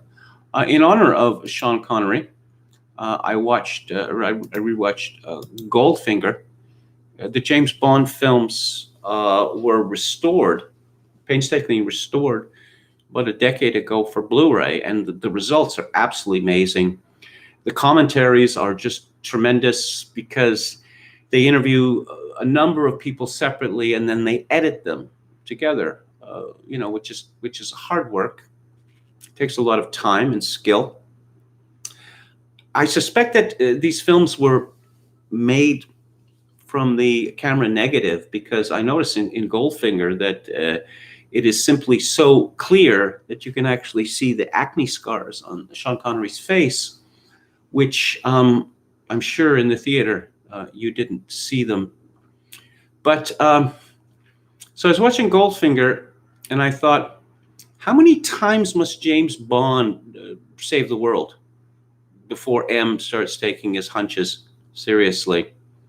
Similarly, there's a scene where M and these poobahs in the government, they get together and they're all drinking brandy. Not very good brandy, James Bond says, because he knows about that sort of thing. Well, if he knows about that sort of thing, why are they drinking brandy out of these absurd balloon glasses? Because serious brandy drinkers use tulip glasses.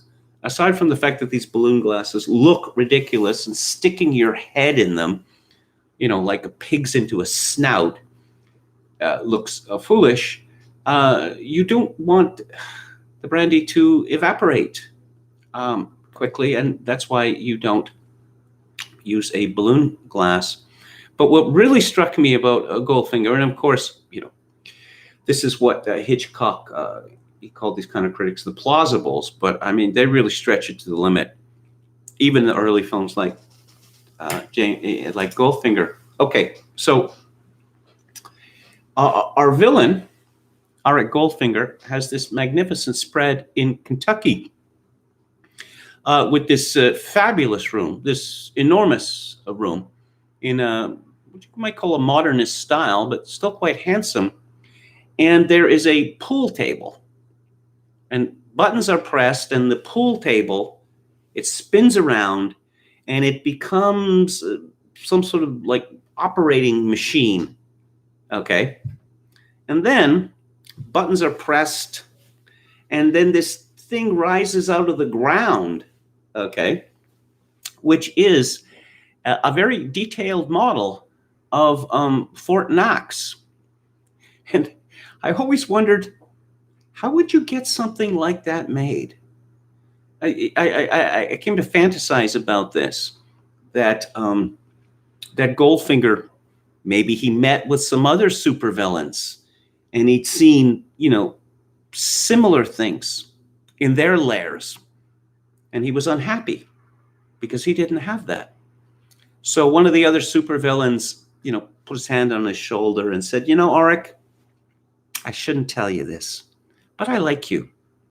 Have you heard of Evil Millwrights?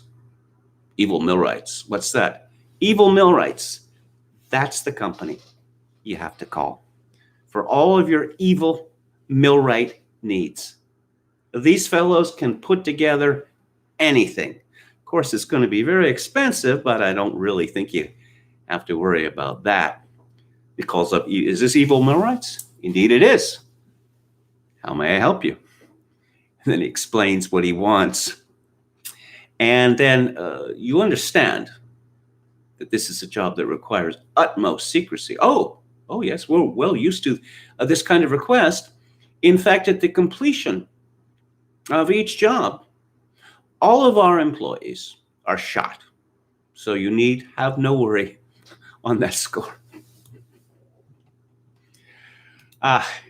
Yes. I guess, let's see, On Her Majesty's Secret Service. What was the last great Bond film? Roger Moore, when he was in The Saint, yeah, that Roger Moore would have been good as James Bond. But you see this kind of campness in Roger Moore in the James Bond films. Let's see what's going on in the chat.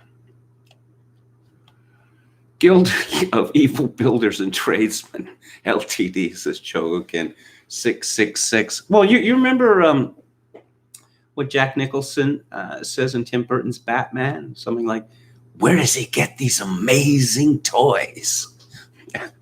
And that was my idea of, the James Bond films. You only live twice. These amazing tiny little gyrocopters. For years and years and years, I was amazed when I saw that in the theater when it came out. And I thought it was some sort of special effects trick. And then I found out that there was this Englishman who actually built and piloted these things. Amazing. But I'll mention something about You Only Live Twice. That there's a scene where Bond is captured rather easily, actually. And he goes down this vent, and he comes flying out and lands on a chair. And there is Tiger Tanaka, who is the head of Japanese counterintelligence. And so you caught me back and forth, et cetera, et cetera, et cetera. And sake is produced. And Tiger Tanaka says something like, Bonsand, I see you like sake. And Sean Connery says, yes, especially when it's served at proper temperature, 98.4 degrees Fahrenheit. And I watched it and I thought, I can't possibly be an adult. There's too many rules. I can't remember all this stuff. 98.4 degrees Fahrenheit? And then years later, I found out that the script had been written by Roald Dahl. And there's obviously a piss take, okay? A couple of things here. Did they heat the glasses to 98.4 degrees Fahrenheit? And there's also the matter of equilibrium, because as soon as the sake leaves the bottle and comes into the glass, it is striving relentlessly to reach room temperature. So if you don't down the sake like a shot, then you're not going to be able to enjoy it for very long at the temperature of 98.4 degrees Fahrenheit. But Kingsley Amis called that, the Fleming effect. It was particularly dazzling for me as a boy, reading his books or seeing in the movies and just thinking that the adult world would just be an endless series of wonders. Brandon Smith says Star Trek tried to get Connery and he refused, so they named the Shakiri after him, a play on Sean Connery. There was a reproduction of a letter I saw in the last couple of days from Connery to Steve Jobs, a rather rude letter saying that Sean Connery was not going to sell his name, his likeness, whatever, to Apple, because he said something like, I'm effing James, you sell computers and I'm effing James Bond. And I can think of nothing which would lessen my reputation more than this. Very old school, I must say. Yes, Little Nell was the gyrocopter, Chogokin 666. Yeah, it's, again, delightful stuff. Oh, also, Ken Adam. Ken Adam is still with us. Ken Adam, you know him from Dr. Strangelove. And, of course, he did Dr. No. He did Fort Knox and the other incredible sets in Goldfinger. And, of course, the hollowed-out volcano in You Only Live Twice, which has inspired, well, so many parodies, because what better place for a supervillain to reside in than a hollowed-out volcano? You know, when I saw the set, I mean, I was rewatching Goldfinger, and I realized, you know, I'd read something about this. Obviously, they're not going to be allowed to film inside Fort Knox. And then I saw the set for this, and I thought, what is this, a matte drawing or something like that? Just this amazing, amazing set that Ken Adam built, where you've got this vault door, then it opens up, and it's just gold ingots just like stacked to the ceiling. Just tremendous stuff. I'm running a little late here, but I think I'll end up with this. This is from the Gateway Pundit. Biden got confused after he crawled out of his Delaware basement on Sunday and traveled 30 miles to Philadelphia for Souls to the Polls event and told a small group of people that he's a grandmother. I married a Philly girl, and I am Finnegan Biden's grandma, he said, looking at his granddaughter, Hunter's daughter, before correcting himself. That's her grandma, and I'm her grandpa. Finnegan Biden. I was looking at some figures for most popular names in the United States, and I'm glad to see this lamentable habit of giving girls bog Irish surnames as Christian names in the belief that it makes your daughter, and presumably yourself, classy and sophisticated. I'm glad that this habit has died out. There's a prominent journalism prize in Canada. It's given out every year, and it is named after a woman who was called Shaughnessy Cohen. And I thought, now that That is a name, Shaughnessy Cohen. But it seems like what a decade ago, you had all these Irish surnames like Finnegan. See, Finnegan, there's certain Irish names which are, how would you say, more risible than others. I have nothing against Finnegan; it's a fine name, But McGillicuddy and McFeely and names like that, Finnegan beginning again. I see Riley is in the top 10 of American female names, and of course Riley is a Irish surname, a Bog Irish surname. I say Bog Irish as opposed to, say, Ascendancy Irish, names like Butler and Walsh. I also see, curiously, looking at the boys, and this is what the latest that Wikipedia has from 2016. I'm glad to see that the whole Jaden, Caden, Braden craze seems to have ended. Amazingly, Alabama, William is at the top. William become, I never thought I'd see that again. William's become extraordinarily popular.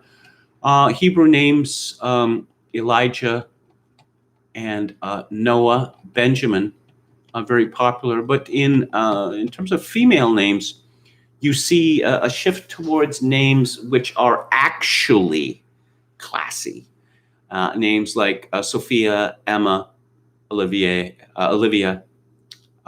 Isabella, Abigail, Victoria, etc. Harper, again, is a surname. But no, this is a good trend, and I'm glad to see it. I suspect that Finnegan Biden is likely to be considerably embarrassed in later life, although perhaps everyone calls her Finn or some such. Paul Joseph Watson writes, a study by the New York Times and Siena College has revealed that the most common female name for someone voting for Joe Biden is Karen. The figures show that Karens are more likely to vote for Biden over Trump by a 60-40 margin. That is very interesting. Now, to what extent, obviously, a name is a kind of, you've been branded, right? I mean, you can change your name, but that doesn't change the fact that, you were named, you were given a certain name. And I think that has a big effect on people. But if you look at the names of the people who support, going from the most support, let's say down to 51%, let's say to 50%, those people who support Trump, according to polls. First Richard, then Thomas, William, those are all excellent names. Nancy, Michael, Robert, James, Jennifer, again, good names. John, David, Linda, Joseph, Christopher. Yeah. And after Karen, most likely to support Biden, you have Barbara, Lisa, Patricia, that's a shame, I quite like that name, Elizabeth, Susan, and Mary. Again, Mary, that's a disappointment. Paul Joseph Watson writes, the Karen meme, which came to prominence earlier this year, describes an overly interfering, obnoxious, self-entitled female who always tries to police other people's behavior and complain to the manager. The left tried to hijack the meme by asserting that its common stereotype was a white woman, almost always a Trump supporter, who unfairly called the police on Black people because she is racist. Its other main trope was a mentally deficient but loudly boisterous white woman who got into arguments with store employees and other customers by refusing to wear a face mask. However, as the video below highlights, anecdotal evidence suggests Karens are just as likely to be vehement leftist control freaks who are righteously indignant and lecturing others about not wearing masks or maintaining social distancing. While Karen is just a meme used to describe the behavior of people who may not actually be called Karen, the fact that a clear majority of Karens are voting for Biden goes some way to overturning the meme being used as a pejorative to ridicule people on the right and Trump supporters. Did I promise that I was going to say something about this? Oh, yes, here we go. Yashar Ali. This was a couple of days ago. Now, if you look at Yashar Ali, he's a journalist. He's an Iranian-American journalist. If you look at his avatar, he looks like a handsome young Iranian fellow. He is not a handsome young Iranian fellow. He is middle-aged. He is dumpy and fat. And his facial expression is, what's the Yiddish word? Schlemiel. I think that would, or perhaps schlub would be better. But he's the gay Iranian Catholic. Okay. So he had tweeted, someone had sent him a message, bad mood tonight? And he responded, my girlfriend broke up with me, really upset. We were together for 6 months and I thought everything was going well. Charlotte Clymer, no less, responded, the fact that you would put this on Twitter when I specifically asked you for a quiet breakup is incredibly disappointing. This is what we talked about in therapy. You need to put our dirty laundry out in public. This is why I left. Okay, Charlotte Clymer is another journalist who, I don't want to use any dead names because that's dangerous. But Charlotte Clymer used to, let's say, or was wrongly identified at birth as a man, going so far as to serve in the United States Armed Forces as a man. So Charlotte Clymer is now a woman. Well, has always been a woman, but, again, wrongly identified at birth. And is a lesbian. And Yashar Ali is a gay man, and they got together. But sadly, it did not work out. But Charlotte Clymer, she definitely is very much a woman in one respect. Thirstiness. Daniel S. Thrall, Esquire, commented, is this the biggest broadcast L in Twitter history?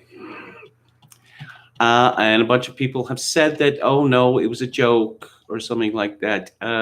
Charlotte Clymer, not really one for jokes. But it certainly raised our spirits over the weekend. I will say that for Charlotte Clymer. I'm going to be talking about Abigail Schreier's book on female-to-male transsexualism, which I'm almost finished. This is a shocking book, and it left me angry, horrified, and fearful for our future. I'm not exaggerating. The depth of insanity that possesses our elite now, and its subservience to evil, plain evil. It's absolutely appalling. This is an important book. I would say that every parent should read this book. Every prospective parent should read this book. Jean Twenge had tweeted, just out, depression among U.S. teen girls doubled from 2009 to 2019, and was up 74% among teen boys, according to just released data from the government-administered National Survey of Drug Use and Health. What does this mean? And Abigail Schreier responded, social media is wrecking the mental health of our teens, especially teen girls. The name of her book is Irreversible Damage, the Transgender Craze Seducing Our Daughters. And again, I'll be talking about this Friday afternoon at 5:30 Pacific time. That's the show for well, let's have a final look at the chat here. Yo Mama says, going in and off the rails on a crazy train. Pre-gamed under the mistaken assumption this was indeed election night. Says Facile Goose. Oh, Tucker is the worst. Tucker Carlson is lucky. He is such a cool dude. Okay. All right. LOL, you name a boy Dickon, he's going to have a hard time. Yeah, I suppose so. Malcolm apparently is making a comeback amongst names, and I would not have seen that coming. Nigel and Desmond are nice. Yeah, Nigel and Desmond are, I suppose they're considered, well, they're not posh. They're rather the opposite of posh. Desmond is, well, I guess it's associated with the phrase dismal Desmond, which I have always liked. Desmond used to be very popular amongst the Irish and the British Irish as well. Okay, so that's it for tonight. I'll be back on the air tomorrow, election night at 4 p.m. Pacific, 7 p.m. Eastern, and I believe it is 7 p.m. when the results first start coming in. And if you enjoyed the show or any part of it, I appreciate it if you click on the like button and subscribe to my YouTube channel if you have not done so already. Just briefly, coming up on Theater Thursday, a satire about America from 1975 by Michael Ritchie called Smile. A very funny, very sad film. If you would like to contribute a donation to this live stream, very appreciated at this time. My PayPal address is kevin_grace@hotmail.com. Once again, kevin_grace@hotmail.com. If you're Canadian, you can send a donation to me directly via Interac at kevingrace@shaw.ca. And I shall leave you with this in these days of social atomization and indeed civilizational collapse. I do dearly wish that you, my dear listeners and viewers, manage to form a genuine human connection in order to ease the burden. Good night.